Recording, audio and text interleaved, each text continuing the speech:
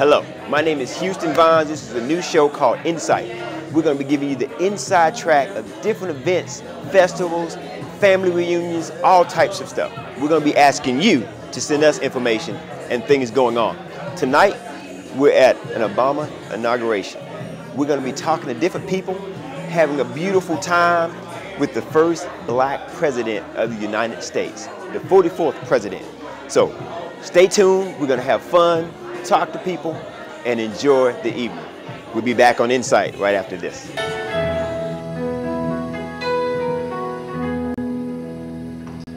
God bless America.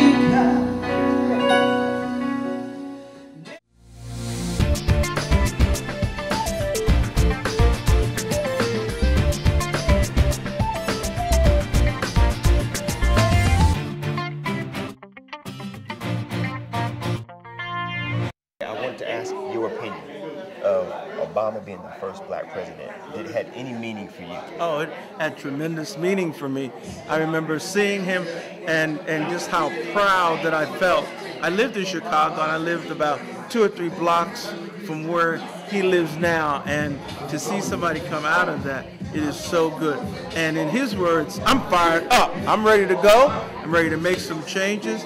And what it does for us as a people, it lets us know that there are no more excuses, that we can try and that we can do it. So it's great for me. All right. Now, one more question for you. As you were growing up as a young man, did you ever think at this point that you would see this in your lifetime?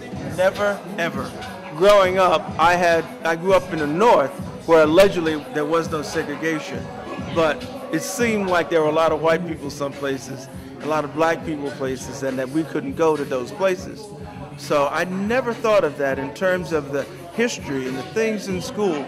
Myself, in terms of my struggle, I had to fight for college courses, which to me was just crazy that I had to do it. And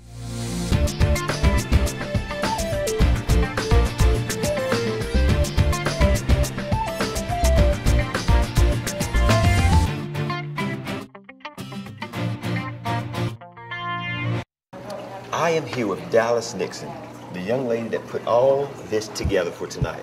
We're going to ask her a few questions about tonight's event and also what it meant to you. I know you told me there was an inspiration to help you put this together, how it came to you while you were working. Right. Okay? Right. So if you could tell me a little bit about how this all came about. Okay. Actually, it was a small joke in the salon. We were talking about how we wanted to attend the ceremonies in Washington, D.C., but we just couldn't wait in the snow. We have a problem with being cold. I understand. So we laughed about it, and then I said, well, you know what? I'll throw my own inaugural black tie event, and then everyone can see Obama on the screen, and everybody can come out and enjoy themselves.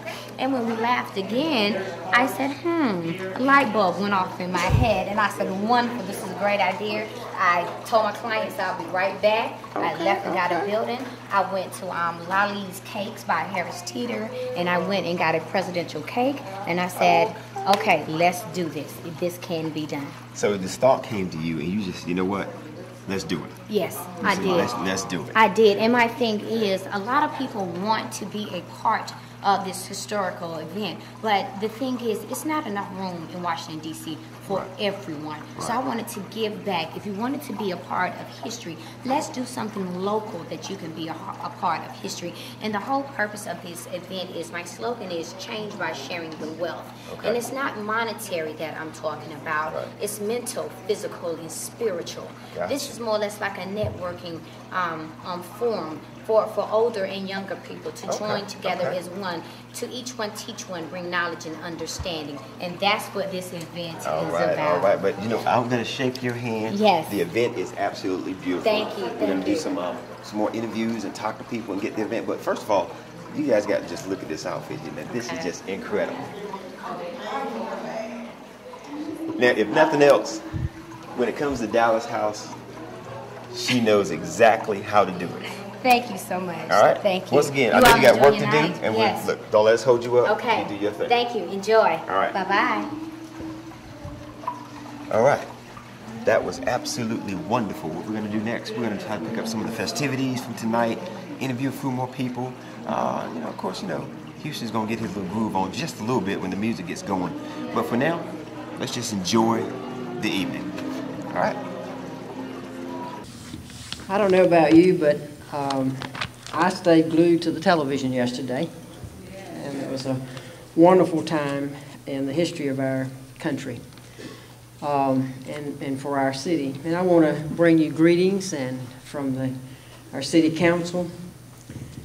As I've already said, it was a historical occasion for our nation, for our city, for our county. We've elected the first female governor in North Carolina, and our nation elected the first African-American president. So, as I think about our first African-American president, I think about Martin Luther King, Jr. I've been around long enough because I was alive when he was living, and he spoke in Raleigh. I'm from Raleigh originally, and I spoke in the Reynolds Coliseum, thousands of people, and I got to hear Martin Luther King and didn't realize at that time how special and how important that was. Certainly we've come to know that he was a great man, and I think we have to say in part that he was a man who was a leader in bringing about a change in some of the basic values in our country. Beatrice May, and I don't know if how many of you know Beatrice May, but she's written a book. She's one of our own here in Greenville, written a book entitled, it's The Wit and Wisdom of Beatrice May. And in one of the writings in her book, writing about Dr. King, I think she sort of captures something about him and that holiday, in which she says his hope and his legacy represent the cause for which we celebrate annually. There are two things that I think about when I think about Dr. King. One is hope, and the other is dreams. I think Beatrice May hit it right. There are two ways to think of hope. One is just wishful thinking. The other is hope that means mobilizing, empowering, and mobilizing and empowering motion. Martin Luther King was a man who hoped because it empowered him, and he tried to empower other people and mobilized him. No human emotion is more paralyzing or demoralizing to the human spirit than that of hopelessness. I played basketball when I was in high school, and I learned a lot about losing because most of the time we lost. But I still like to play. And every now and then we would upset people in the tournament. And that was a really sweet victory, I can tell you, when you beat people and they didn't think you could beat them. But I remember one time and I'm getting back to what I want to say about hope. The coach had chosen me to start the game. And as we were standing up and we were getting ready to go out on the floor, I said, I don't think we can win. And then he turned to me and he said, then you don't get to play. He said, if you don't play like you think you can win, if you really think you can't win, he said, you're not going to play like you think you can win, and we don't need you out there. So I was taking the hopeless attitude. If you're hopeless, you're not going to work. Martin Luther King was a man of hope. He was also a man of dreams, and there are two kinds of ways to look at dreams. One is just kind of daydreaming, just not paying attention. You know, you're saying, well, I was just daydreaming. I wasn't paying attention. Another kind of dreamer is a person who has a vision. Martin Luther King had a vision. He had a vision for this nation. He had a vision for humanity. He believed in the goodness of people, and he believed that goodness would prevail. That was his vision. His hope was that he could make that happen. A person who has hope will work to make things happen. He was a man who believed that things could happen, and he was a hopeful person. He was also a man of a dream. That is to say, he had a vision. He envisioned something being better. And the combination of those two things brought about the change that we see in our country, and we saw it come to fruition yesterday. So the man that we honored on Monday, Martin Luther King holiday, was a force to help bring us to this moment in our history. He was a man of hope and a man of dreams, a man that hoped in a way that he believed things could happen and he could make a difference. And if you have that kind of hopefulness, you will put forth the effort to make it happen. And he had a dream, the dream, a vision of what he wanted to happen. And so we can be here today and yesterday celebrating this event with knowing that, and it is possible, except for an assassin's bullet, that he could have lived to see his own dreams come true. He could live to see the hope that he had for people. Not only did he help bring more freedom to his own people, he helped free those white folks, freed from their own prejudice. So today we celebrate. And yesterday was a great day. I don't know, I'm sure you all saw it, but the whole tone that you saw and the people talked about on that mall, a million people in Washington, said something about what we're capable of being. I just saw Ms. Council earlier. She was there, and Mildred Council, I'm sure you know her, she talked about the good spirit. It was cold, but the warmth of people's hearts were present throughout that event. So I thank you for inviting me. It's a great day for our own city and for our nation as we joined in the celebration of the election of the first African-American president. An awesome task that we enter now, given the economic situation that this country faces. We must enter it with the kind of hope that Martin Luther King offered in his own life, and the kind of dream that is a vision that things will be better. He got his hope from his faith. Jesus offered us the greatest of hope. The first candle in Advent that's lit is a candle of hope. We will never be losers if we have a sense of hope, because you'll keep on keeping on till you get what you start out, what you work for, and what you dream for, which is a vision of where you'd want to be. Thank you very much for being here, and I hope you'll have a pleasant and a wonderful evening of celebration, even if you couldn't celebrate last night. This just extends the celebration a little bit to come back tonight. What is your name? My name is Connie Enoch. Connie Enoch. Okay, let me ask you a couple of questions. I want to know, how did it feel for you, knowing that it just wasn't a dream anymore, but we're actually going to have a black president of the United States? Well, for me personally, I was overjoyed. I was overwhelmed.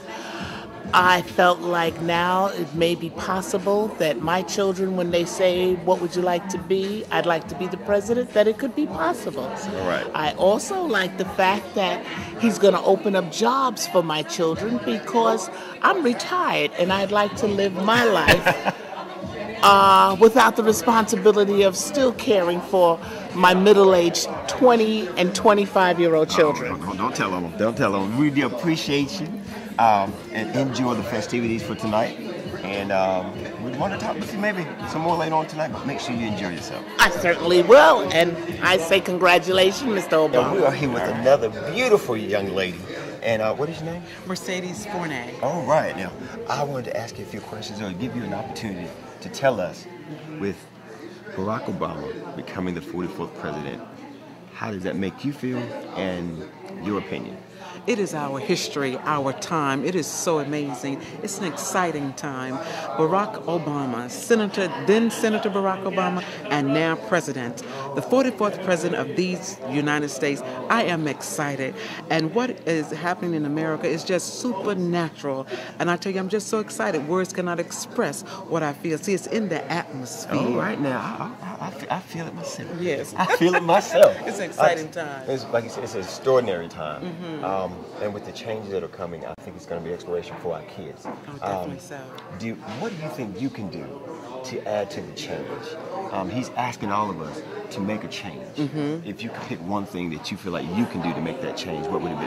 I think it's vital. I think it's very important that we duplicate, that we encourage our young people, our young girls, our young boys, so we can become motivational speakers, encourage them. I believe with President Obama administration, we're going to see a lot of change, a lot of confidence building within our young people just naturally. So I think personally, answering your question, we have a responsibility now. He has called on all of us to take this responsibility, accountability, and duplicate, encourage our young people because they are our future. They are the next generation. All right. Now, I have one more question for you. Yes. I heard that you have your own show.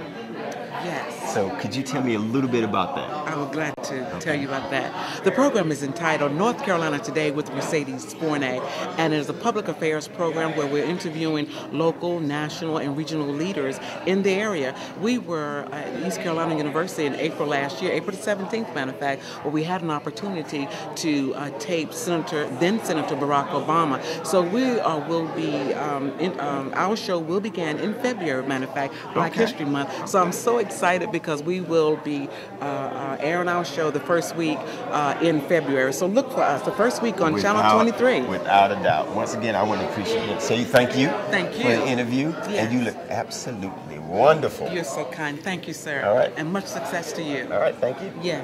All right. Good evening, everyone. God bless you all for coming out. The weather kind of put us down last night, but this is how I looked at it, okay? Follow with me. Washington, D.C. could not have handled snow last night. Virginia could not have handled snow last night. So God knew North Carolina, being a blessed state and a praying state, He allowed us to have snow because we could handle it. So that's how I looked at the snow last night, that God knew we could handle it. So He allowed the snow to come upon us because the people in Washington, D.C. outside could not have handled all of that snow. Thank you, ladies and gentlemen.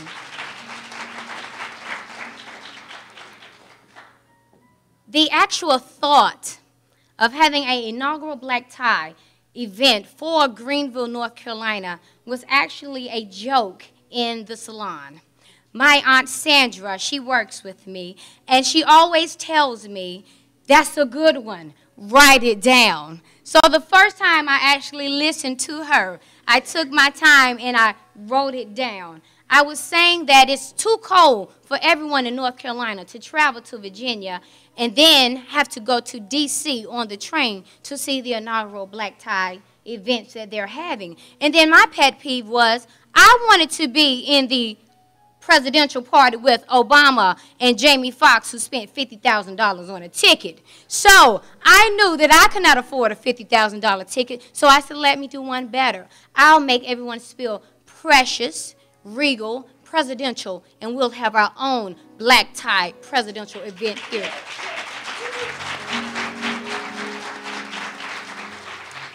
The slogan on my flyers are, changing by sharing the wealth. A lot of people feel like that's monetary. That's not the purpose. The purpose in change by sharing the wealth is mentally, physically, and spiritually. Once we have these three together, we have wealth. God will give you knowledge in what to do once you have mentally, physically, and spiritually absorb yourself in things of His calling. He would guide you to obtain wealth. My whole purpose in the age from 25 and older was to do this. Teach one to each one, bring knowledge and understanding. We have gotten out of our ancestral traditions by the elders and the elders spreading knowledge to the younger generations. Nowadays, we don't even have the younger children actually talking to someone of age. So we're actually losing our heritage and our foundation. Without the older Americans, African Americans, Caucasians, any other race, we're a melting pot in the United States. And that's what we have to learn, that all of us derived from the one color, black. Every nationality mixed together, forms the color black.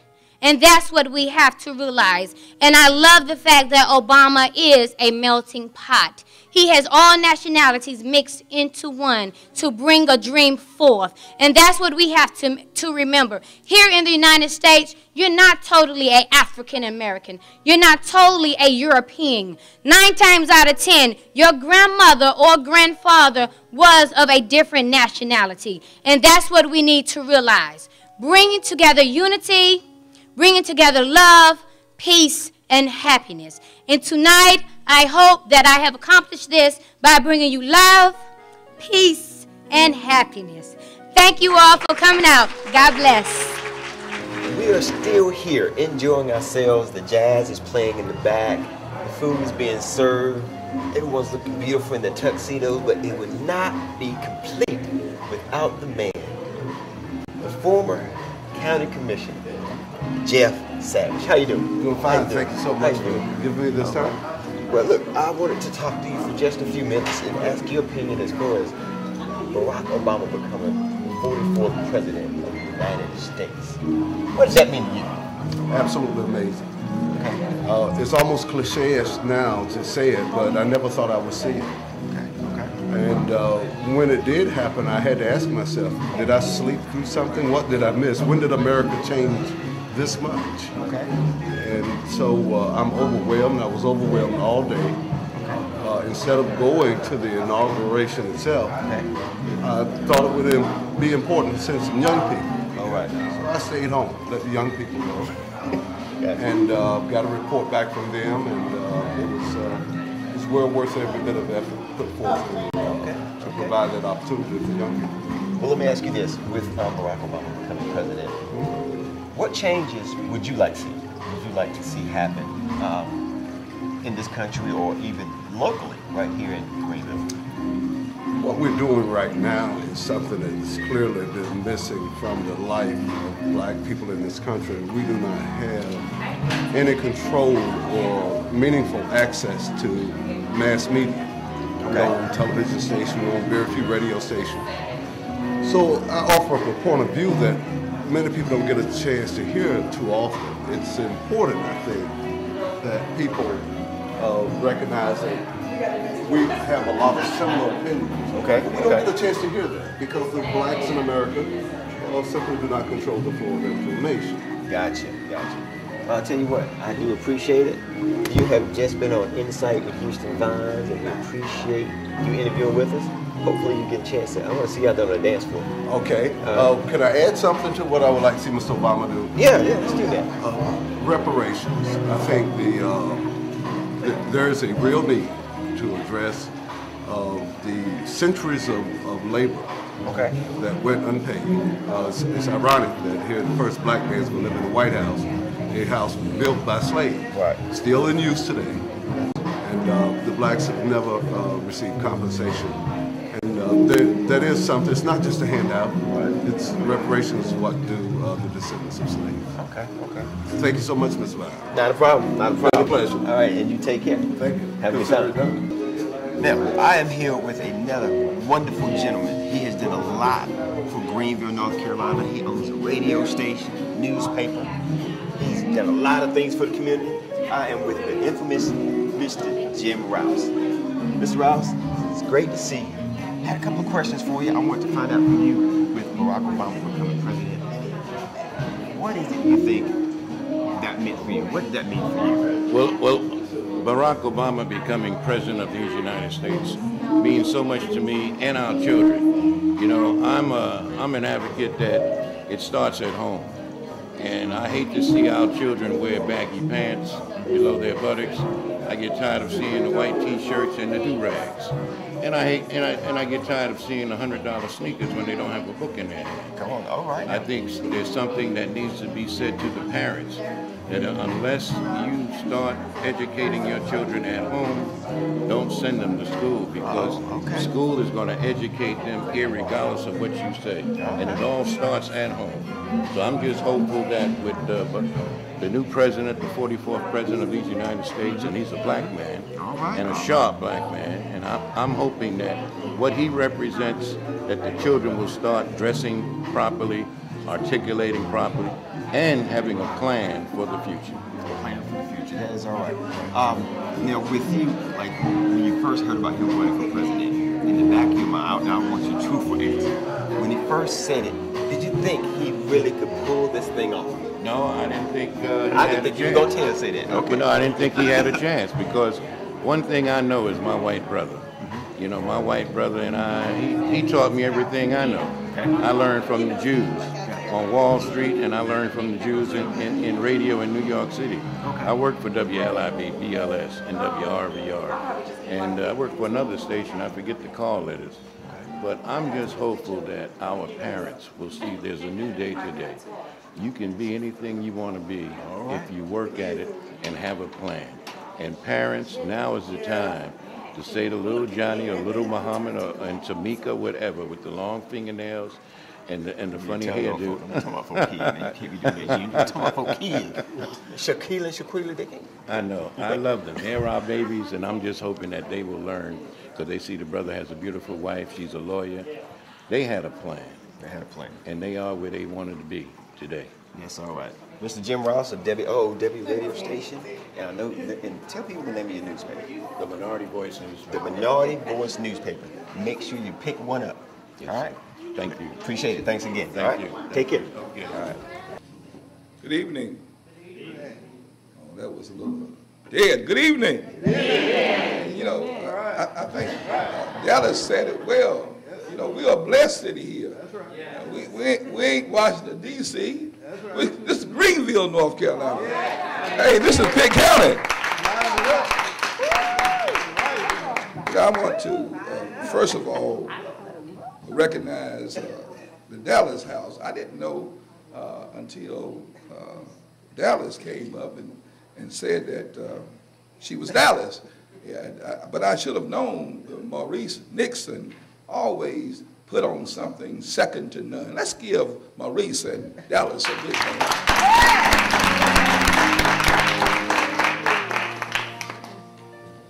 I come, it is with great humility and jubilation that I come to recognize the most historical event that has ever happened in the lives of Black America.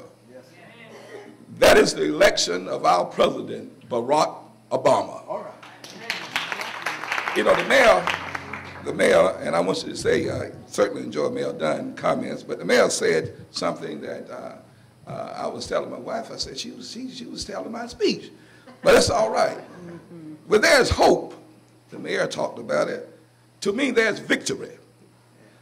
For without hope, how many of you know that the future just stops? But with hope, we can achieve and we can do anything that we set our minds to. Hope, y'all, is powerful. And my brothers and sisters, it was demonstrated to us just November the 4th, when Barack Obama, was it November the 4th yet? When he was elected president of the United States of America. That's hope. Yeah. And that's real, but one of the things that struck me, whether you all realize this or not, I've said to many people that this man not only gave us hope, but this is the anointed man of God. Yeah. How many people have you ever known that could galvanize over 2 million people under one setting for a common cause of working together and living together? No one that I know of but a man of God can do this. And Barack Obama did this on yesterday. The paper didn't do him justice, you know. If you read the paper, it says that there's only 1 million people. This man galvanized more than 2 million people. And nobody in the history of this world that I could ever see, known of, that can do something like that.